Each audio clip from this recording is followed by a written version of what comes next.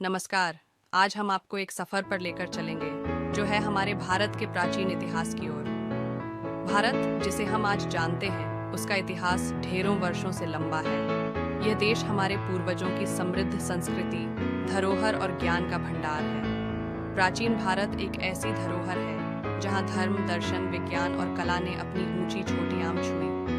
वैदिक युग से लेकर मौर्य और गुप्त साम्राज्यों तक यह भूमिका रही है एक अद्भुत समय की जहां विचार, अध्ययन और सृजन का केंद्र था।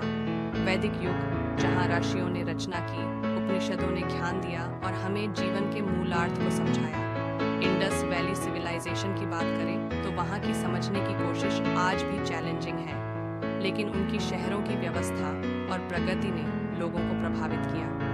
मौर्य साम्राज्य जो था चंद्रगुप्त मौर्य से अशोक तक का सफर, जिसमें चार तरफ संभावना थी और धम्म की उज्ज्वल बनी, जिसे अशोक के प्रशासन ने विभिन्न कोणों तक पहुंचाया।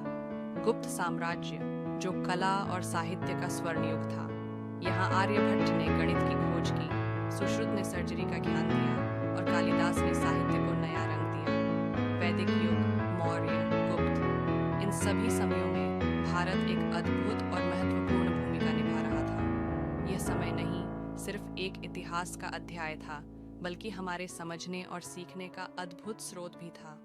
प्राचीन भारत की इस खोज में हमें उनके विज्ञान, सामाजिक व्यवस्था और संस्कृति के अद्भुत मूल्यों को समझने का अवसर मिलता है। आज भी उन समयों की बातों में हमें नई दिशाएं मिलती हैं। तो यह था एक छोटा सा प्रवास प्राचीन भारत के इतिहास की ओर।